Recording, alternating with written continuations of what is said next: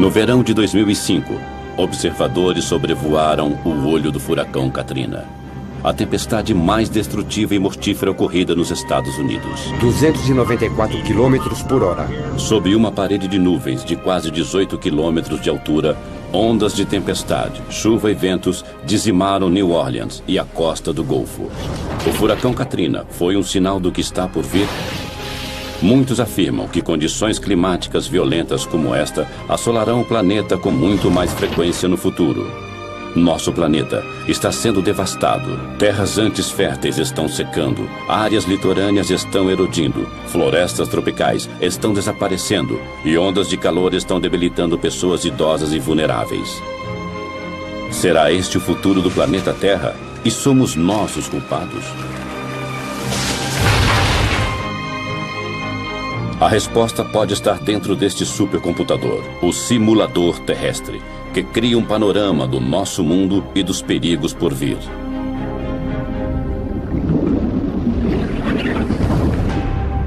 Terra 2100, a Terra em 100 anos. Começa a surgir um mundo onde o aumento das temperaturas cria uma série de problemas.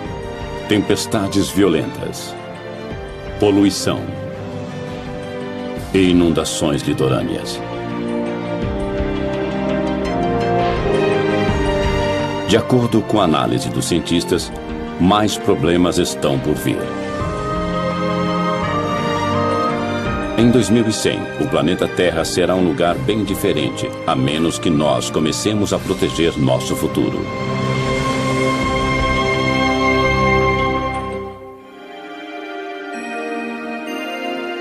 Num prédio que lembra o ginásio de uma escola, está um dos computadores mais velozes do mundo, o simulador terrestre. São 5.000 computadores interligados para processar dados na velocidade impressionante de 35 trilhões de cálculos por segundo.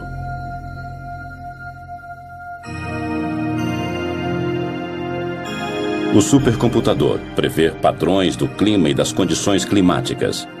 O simulador terrestre divide a atmosfera e os oceanos em milhões de setores e analisa a temperatura, o vento e as correntes oceânicas para criar um planeta virtual como a Terra.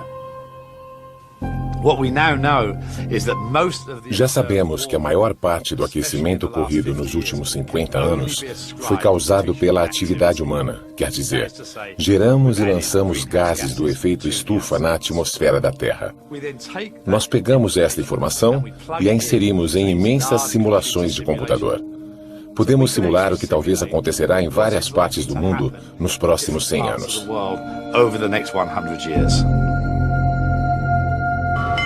O simulador terrestre previu um desastre natural no litoral do Brasil. Isso demonstrou o poder do supercomputador. Em agosto de 2004, ele previu a passagem do primeiro furacão no litoral brasileiro. Quando a tempestade surgiu, os cientistas ficaram impressionados. Nunca um furacão tinha sido visto tão ao sul, 2.880 quilômetros abaixo do Equador. Fiquei surpreso. Na realidade, posso usar esse termo. Não temos experiência sobre isso. É um fenômeno que acontece nos trópicos, né? Então, realmente, nós estranhamos muito o que estava acontecendo. No Centro de Voos Espaciais Goddard, os cientistas também rastreiam formações climáticas anormais. Nós duvidamos no começo, mas com o passar das horas ficou evidente. Aquilo era mesmo um furacão. Todas as provas que vimos de vários satélites nos 2 dias seguintes indicaram de forma cada vez mais convincente. Um furacão categoria F1 ia atingir o litoral do Brasil. Nunca um furacão havia surgido tão ao sul. As simulações mostram que estamos criando condições que às vezes provocarão furacões em locais onde eles nunca surgiram. O furacão, também chamado de ciclone e tufão, forma-se geralmente numa área em torno do Equador e se desloca para latitudes mais altas. Não havia registro de furacões ao sul do Atlântico. Além disso, essa área de baixa pressão formou-se não nos trópicos, mas numa zona temperada. A tempestade foi batizada de Furacão Catarina. Ela matou 11 pessoas e destruiu e danificou milhares de casas. As famílias ainda relembram as vítimas do primeiro furacão do país.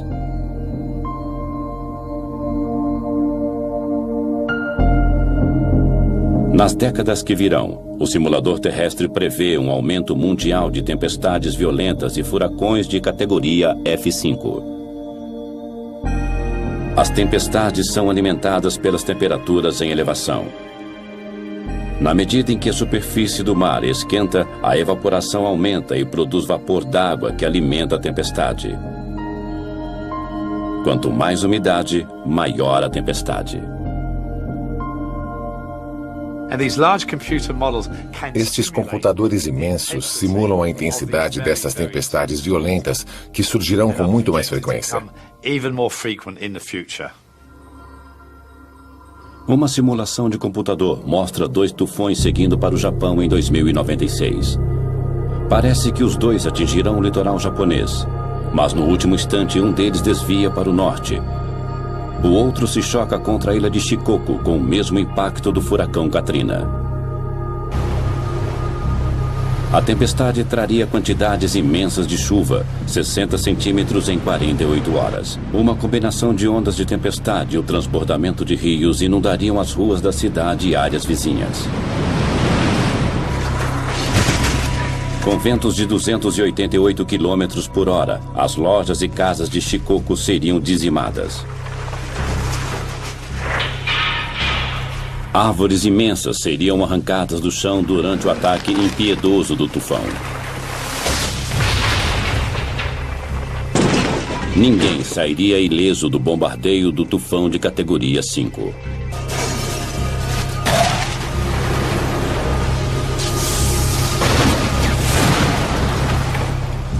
As fiações elétricas seriam derrubadas e a maior parte da cidade ficaria na escuridão, comprometendo os resgates. O tufão de Shikoku foi uma amostra apavorante do futuro numa simulação de computador. Mas a violência do furacão Katrina, que devastou New Orleans e a região do Golfo, foi verdadeira. Um furacão F5, ventos de 294 km por hora. Sob nuvens de tempestade, ventos violentos golpearam o Golfo do México, enquanto Katrina lançava ondas gigantes no litoral. O furacão entrou terra adentro e o nível do mar subiu muito, chegando a quase 7 metros e até mais nos baixios costeiros. Na costa, as ondas imensas eram incontroláveis. New Orleans foi devastada, assim como a costa do Golfo.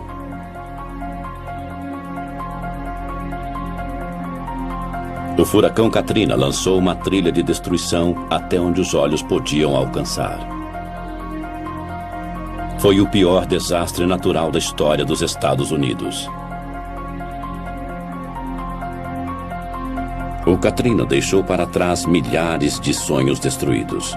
Foram quilômetros e quilômetros de destruição sem fim. Marie Fernandes relembra a destruição de sua casa. Foi uma onda gigante. Tudo foi destruído por aquela onda. Janelas, portas, tudo. Ela rugia como um monstro. Tinha água por toda parte e tudo começou a boiar. A tempestade e suas ondas mataram quase 2.000 pessoas. E uma área quase do tamanho do Reino Unido foi declarada zona de devastação. Para crianças e adultos, foi um teste de fé. Temos que começar de novo. É difícil, mas pelo menos acabou. A destruição foi mais grave em Biloxi, Mississippi. Os destroços retorcidos são testemunhas do poder devastador do Katrina. Fotos aéreas de uma ponte mostram o antes e o depois do furacão. As ondas destruíram casas a quase 2 quilômetros de distância da costa. Quando voltou ao local, Beth Matter ficou desolada. Você trabalha a vida toda e acha que está tranquilo, aposentado, mas ver o vento levar tudo.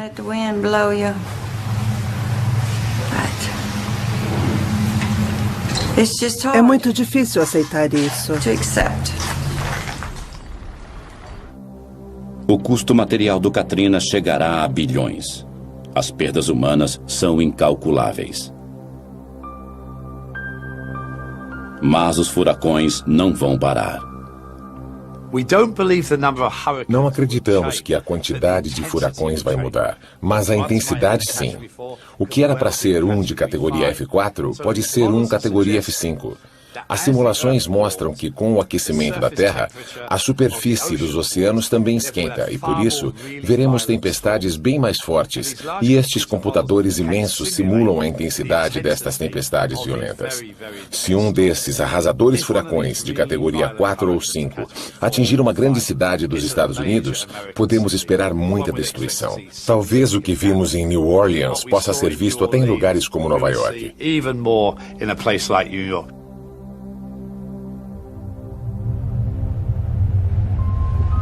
Autoridades federais e municipais analisam o poder de destruição de um furacão de categoria 5 e a tempestade que o acompanharia se chegassem a Nova York. É uma previsão sombria. Os problemas começariam horas antes do furacão atingir a costa, como pontes derrubadas por ventos violentos, e dirigir seria extremamente perigoso. Os arranha-céus de Nova York ficariam vulneráveis com ventos de mais de 200 km por hora. No solo não seria mais seguro, pois a inundação impediria os moradores de fugir de carro ou metrô. Ondas de tempestade de 9 metros assolariam a cidade e invadiriam as ruas do centro e o sistema de túneis do metrô de Nova York.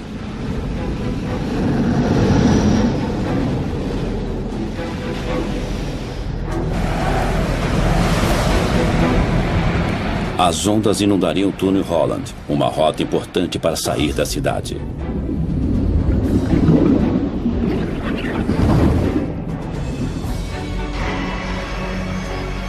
Os aeroportos seriam fechados e Wall Street também. Nova York poderia ficar isolada do mundo e seus sistemas econômicos e financeiros ficariam paralisados. É o cenário de um pesadelo e os estragos seriam sentidos em todo o mundo. As autoridades governamentais esperam contar com o espírito corajoso dos nova-iorquinos. Depois de 11 de setembro, havia muita gente disposta a ajudar a cidade numa hora difícil. Talvez aconteça o mesmo com a passagem de um furacão.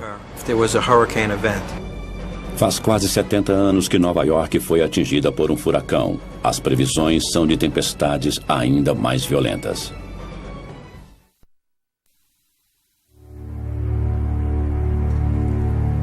As ondas de calor são outro problema letal do aquecimento global. Desde a Revolução Industrial, o dióxido de carbono aumenta velozmente. As temperaturas globais subiram cerca de 9 graus e a previsão é de que esquente ainda mais. Nos próximos 100 anos, no ano 2100, a Terra aquecerá de 1,4 graus até 5,8 graus Celsius. A temperatura poderia subir acima de 50 graus. Em alguns locais, as temperaturas elevadas serão uma ameaça à vida. Em agosto de 2003, Paris sofreu com uma intensa e mortífera onda de calor. 10 dias de calor escaldante com temperaturas de mais de 35 graus Celsius. Naquele verão, a França ficou totalmente seca. E em agosto, a zona quente de alta pressão que fica normalmente sobre o norte da África deslocou-se e assolou toda a França e grande parte da Europa. O calor permaneceu no continente por mais de 10 dias. O clima seco e quente criou uma onda de calor fatal.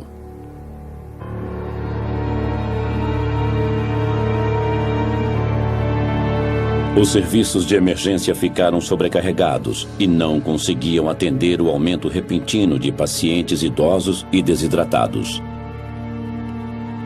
Muitos sofreram convulsões e entraram em coma.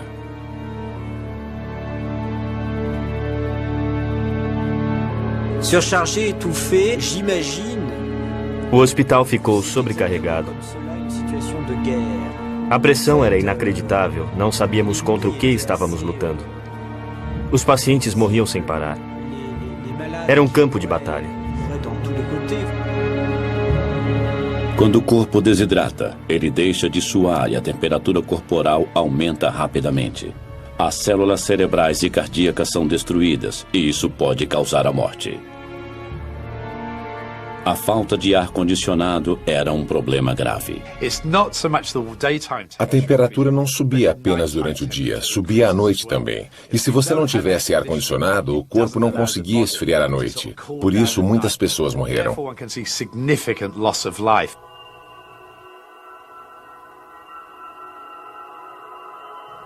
O calor matou mais de 10 mil pessoas só na França. Na Europa, as mortes foram mais de 30 mil.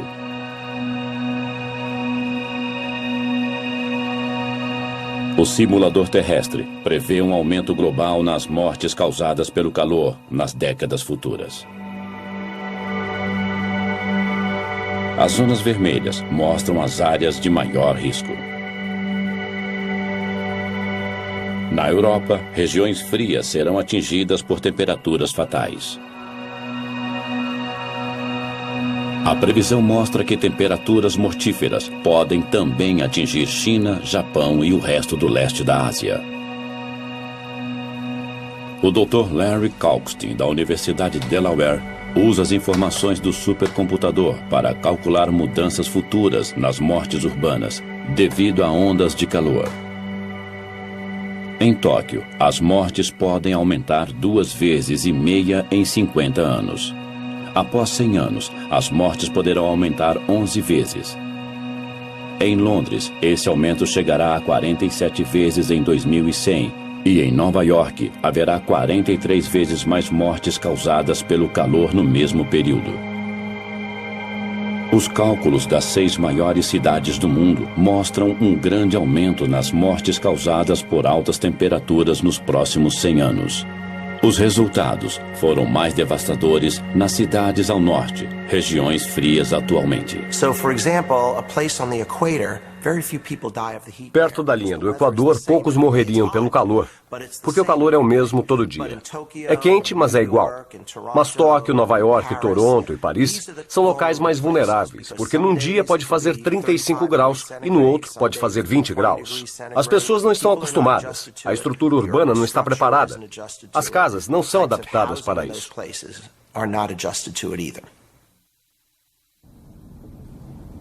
Nos Estados Unidos, as autoridades lutam para enfrentar as temperaturas mortíferas.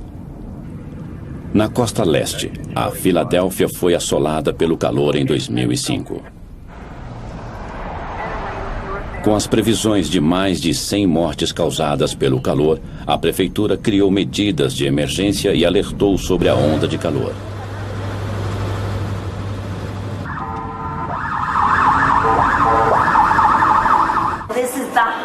É o dia mais quente do ano que, com a alta umidade, produzem uma combinação perigosa. Eu sou Lori. A televisão e o rádio alertavam sobre as altas temperaturas. 36 graus, o dia mais quente do ano. O Departamento de Saúde Pública da Filadélfia criou uma linha exclusiva para orientar as pessoas a sobreviverem ao calor. É pagar a conta ou comprar um ar-condicionado. As janelas estão abertas? Não tem nenhuma janela aberta? Beba muita água. Se tiver algum problema, ligue de novo. Mandaremos uma enfermeira. 700 voluntários do Departamento de Saúde patrulharam a cidade. Eles visitavam cidadãos idosos e outros em risco para checar seu estado. Está quente, mas eu estou bem. Olá, como você está? Estou passando roupa. O ar-condicionado está ligado? Está. Ótimo. Eu vim saber se você está bem. Falo com você depois. O esforço valeu a pena. 12 pessoas morreram, embora as autoridades tivessem previsto mais de 100 mortes. Os esforços da cidade de Filadélfia salvaram vidas. Mas as grandes cidades não são as únicas a enfrentar o calor devastador. As temperaturas elevadas destroem plantações, pastos e florestas tropicais. As mudanças climáticas estão afetando a vida e o plantio em muitas partes do mundo. Uma viagem até a China mostra como as mudanças climáticas estão afetando regiões da Ásia. Esta área era uma planície verde, mas o superpastoreio está transformando a paisagem num deserto e os cientistas estão alarmados porque o aquecimento global está acelerando o processo.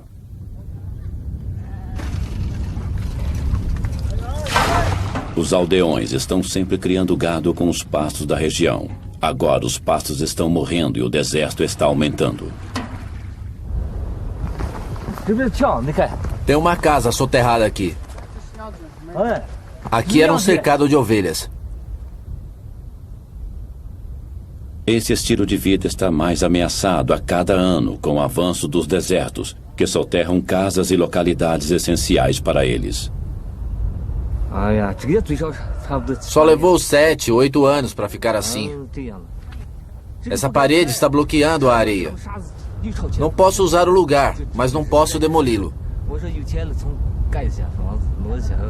A combinação do mau uso da terra e de um mundo cada vez mais seco e quente são um desastre para os moradores daqui.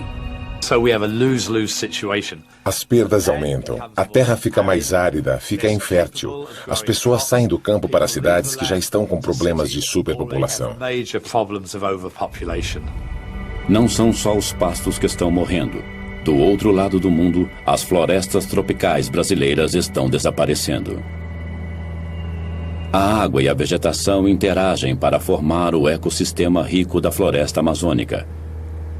Atravessando a floresta está o maior rio do mundo em volume de água, o Rio Amazonas.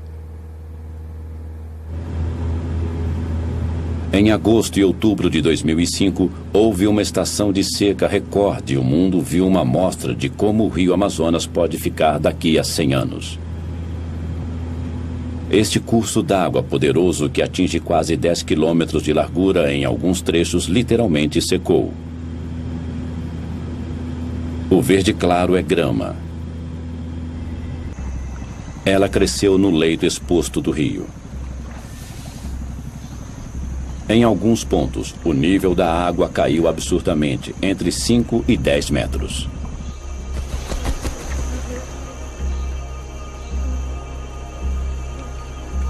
Os peixes mortos flutuavam.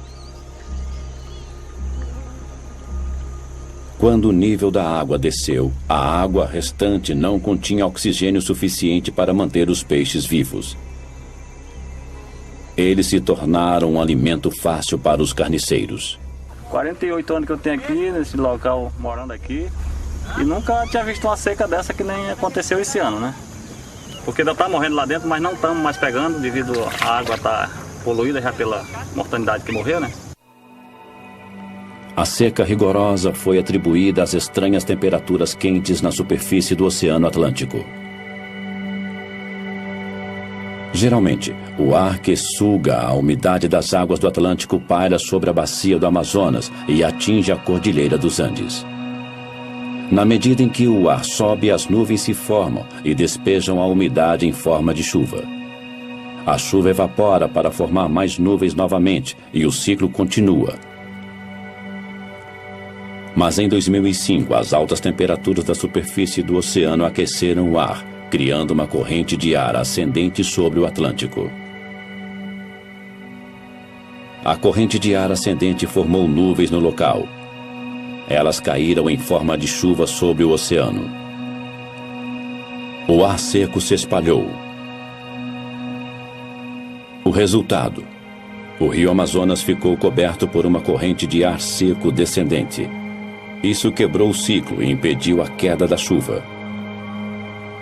O simulador terrestre prevê que, com o aquecimento da Terra, as águas dos oceanos da América do Sul ficarão ainda mais quentes. A corrente de ar descendente de 2005 poderia se reproduzir sem parar, levando à aridez. A bacia do Amazonas secaria. Que efeito isso teria sobre a floresta tropical amazônica? O Dr. Peter Cox, do Conselho de Pesquisa Ambiental Natural na Grã-Bretanha, realizou uma simulação da floresta amazônica no ano de 2100.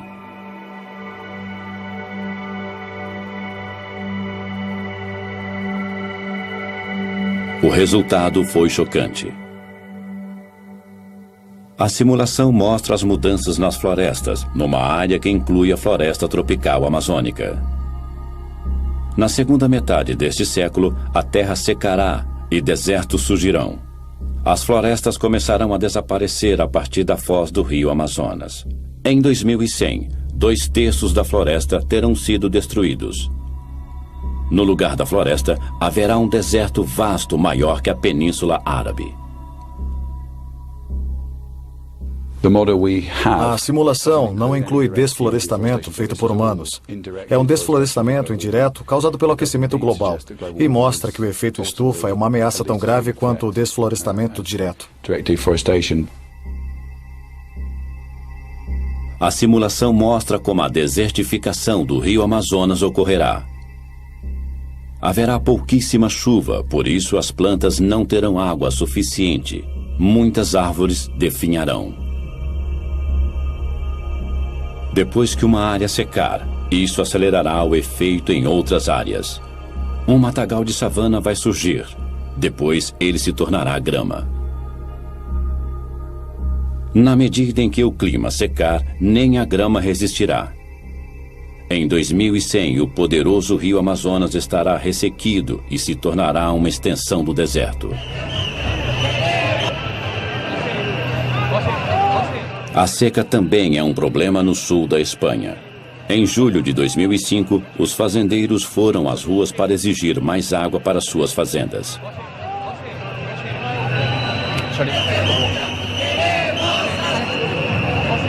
A queda de chuva em 2005 na Espanha diminuiu 50% e a capital, Madrid, teve sua menor queda de chuva em 145 anos.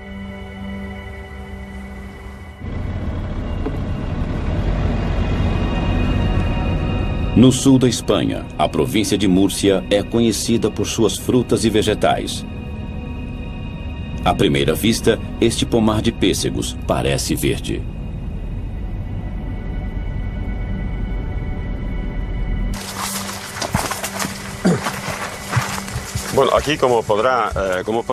Olhe o pessegueiro.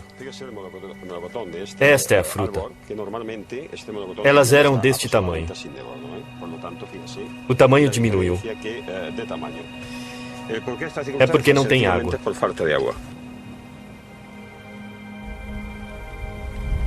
E não são só as frutas. A mesma seca histórica também foi um golpe duro para a produção de grãos. No cinturão de grãos da Espanha, a queda de chuvas foi apenas 1/3 da média.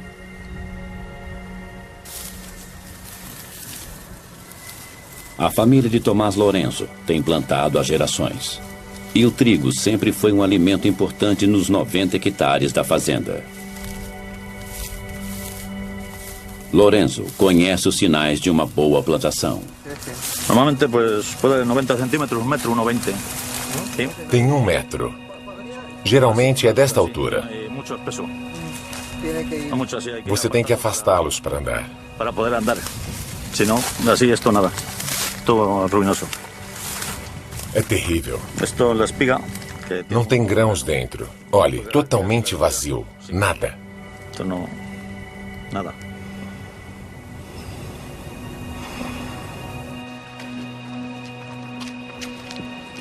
Este é o celeiro de Lourenço. Antes ele ficava cheio de grãos até o teto.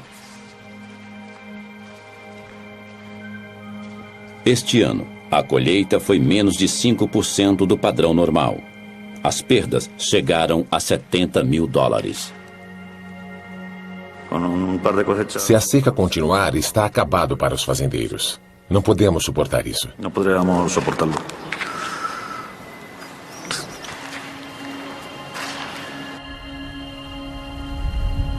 A seca destruiu a colheita de grãos da Espanha em mais de 40%. O governo teve que apelar à União Europeia para uma ajuda de 8 milhões de toneladas de grãos. O que acontecerá com o clima da Espanha no futuro? O simulador terrestre prevê que em 100 anos as chuvas na Espanha diminuirão 10%. As temperaturas continuarão a subir e o solo se tornará cada vez mais seco. É provável que secas como a de 2005 ocorram sempre.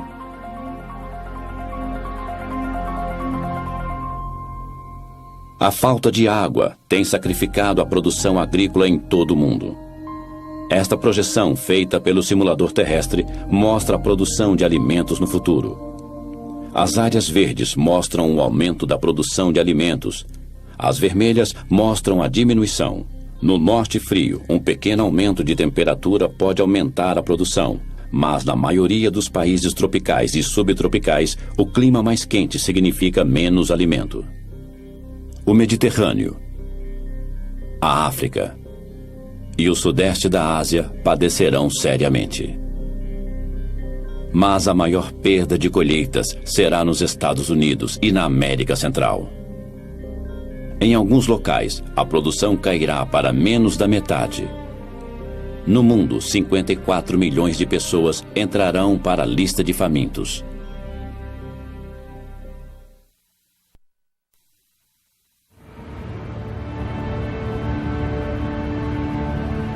Em Kaohsiung, Taiwan, há uma guerra.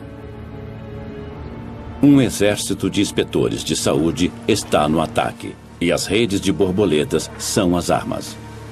O inimigo é uma espécie de mosquito africano que carrega o vírus mortífero da dengue, e o aquecimento global é aliado do inseto. Como algo tão pequeno pode ser tão letal? Começando na África, o habitat do mosquito se estende pelos trópicos até o sul de Taiwan, seu limite ao norte. O vírus da dengue provoca a febre da dengue. Quando os mosquitos infectados picam as pessoas, o vírus penetra no corpo. Os infectados sofrem erupções cutâneas e uma febre de quase 40 graus.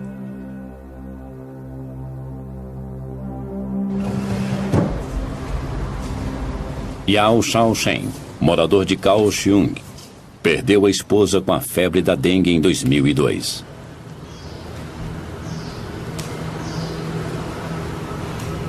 Ela já havia contraído a febre da dengue 3 anos antes.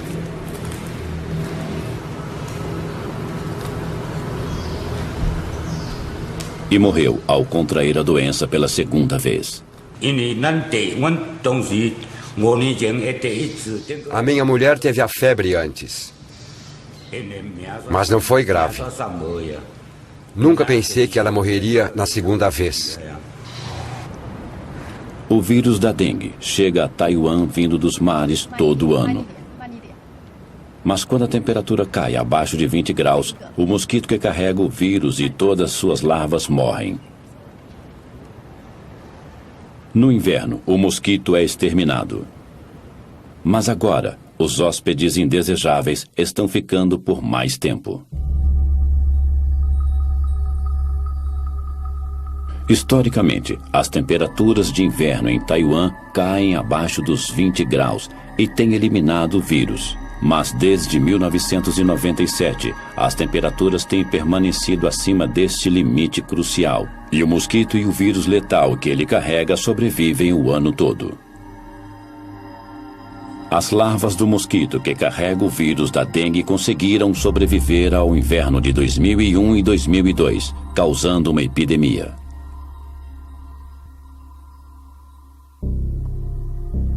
– Este mapa oficial mostra a extensão da epidemia de dengue disseminada pelo mosquito. Ela está restrita ao sul da ilha, perto da cidade de Kaohsiung, mas as autoridades estão apreensivas, pois há outras áreas em risco.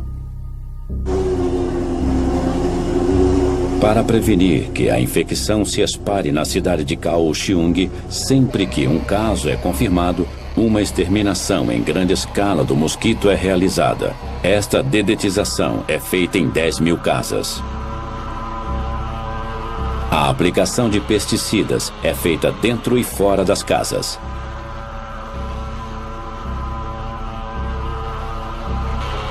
A dedetização é um trabalho difícil, mas ela tem evitado a repetição da epidemia de 2002. Mas as autoridades de Taiwan temem que a febre da dengue possa um dia se espalhar por toda a ilha de Taiwan.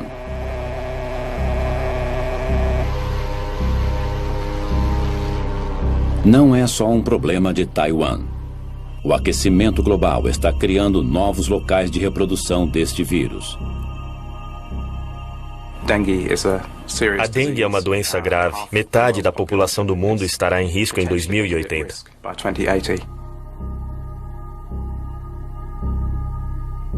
Se o clima continuar esquentando, veremos mosquitos transmissores de doenças em nosso quintal? Podemos calcular a disseminação da febre da dengue e doenças similares monitorando as mudanças de temperaturas no mundo? Aqui, as áreas em vermelho escuro no mapa mostram regiões de alto risco. Em 2080, mais partes da África e Índia estarão em risco, assim como regiões ao sul dos Estados Unidos e Japão. Hoje, 2,5 bilhões de pessoas vivem em áreas de risco. Em 2080, o número ultrapassará os 5 bilhões.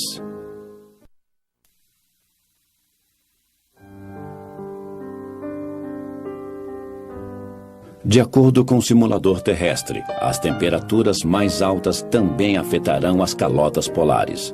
O dano é tão grave que a camada permanente de gelo desaparecerá em 2070. No final deste século, estima-se que as calotas de gelo derretidas elevarão o nível dos oceanos em mais de 90 centímetros, colocando em risco milhões de pessoas que vivem à beira-mar. Na ilha de Shishmahev, os moradores já sentem os efeitos do aquecimento global. Localizada no litoral do noroeste do Alasca, esta ilha estreita tem cerca de 5 quilômetros de extensão e apenas 600 moradores. A maioria dos moradores é de indígenas norte-americanos que vivem da caça e pesca. Hoje, eles procuram um novo lugar para viver. Nos últimos anos, o litoral diminuiu drasticamente devido à erosão e muitos moradores perderam suas casas.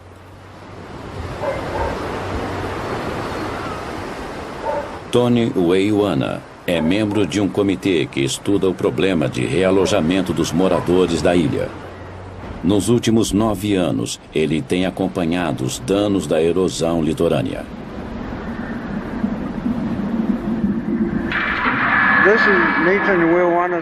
Esta é a casa do Nathan Weiwana, que caiu no mar numa tempestade uns dias atrás.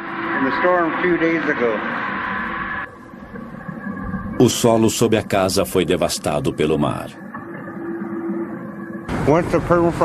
Depois que o solo congelado é exposto às ondas, a água o vai destruindo e alguns dias depois o solo derrete e a casa desaba. Uma fotografia aérea de 1995 mostra a localização da casa em vermelho antes de ser destruída.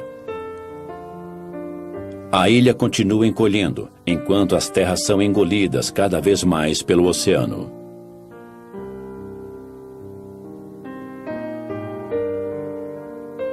Em apenas uma década, o litoral recuou em quase 60 metros. Tony tem filmado a erosão. Em alguns locais, pedaços de terra de 38 metros ilha dentro desapareceram da noite para o dia. A erosão é veloz porque grande parte do solo da ilha é solo congelado perene, o permafrost.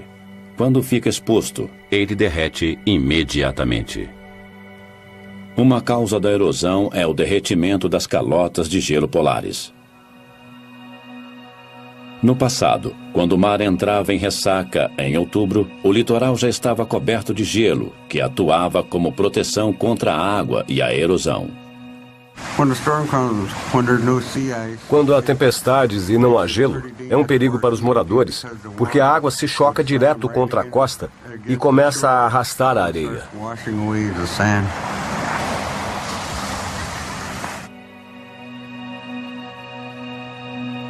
Os satélites e outros tipos de dados mostram que a camada de gelo de outubro diminuiu mais de 480 quilômetros ao norte nos últimos 30 anos.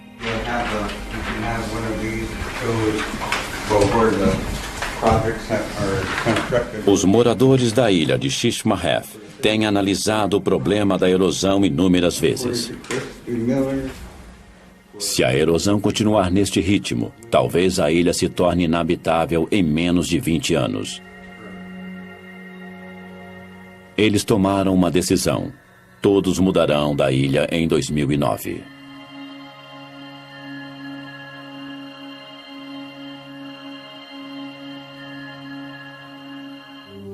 Eles não querem conflito com outras comunidades. Querem evitar isso a todo custo, mudando para outra cidade. Nunca os moradores tiveram que enfrentar uma provação dessas.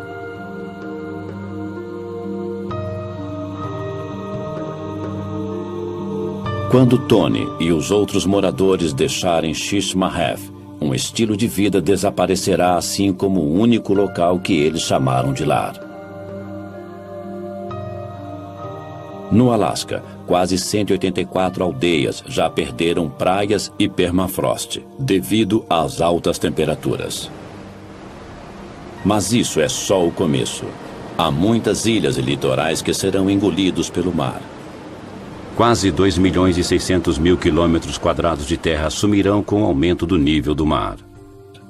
Muitos países de regiões baixas como Kiribati, Tuvalu e as Maldivas ficarão praticamente submersos. Alguns podem até desaparecer. Milhões que moram no litoral perderão seus lares.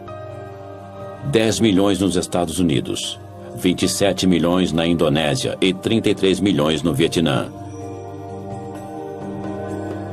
260 milhões no mundo todo. 1/4 bilhão de refugiados do aquecimento global. As simulações de computador nos ajudam a prever o futuro do planeta. Elas mostram um mundo sob ataque. O clima inóspito e as variações climáticas causarão danos sociais, econômicos e ambientais que não podem ser recuperados. O panorama ambiental mostra que o mundo está em perigo e que devemos fazer algo a respeito agora.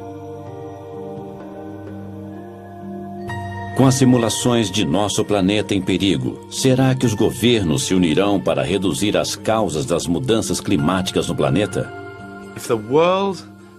Se o mundo reverter as mudanças climáticas, voltaremos a ter um mundo seguro. Os governos devem se unir às indústrias e trabalharem juntos com a sociedade para evitar as mudanças climáticas previstas. Que mundo queremos para os nossos filhos e netos? Se quisermos deixar um mundo vibrante e abundante, com corais, florestas, temos que impedir as mudanças climáticas.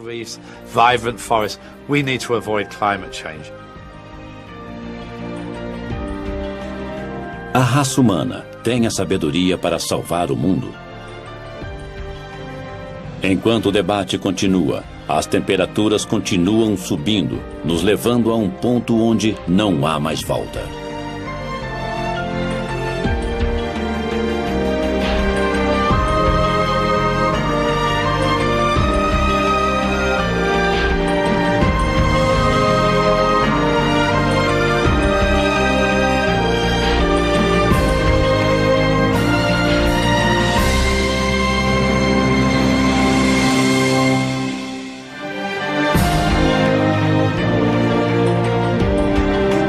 Versão brasileira, Tempo Filmes, São Paulo.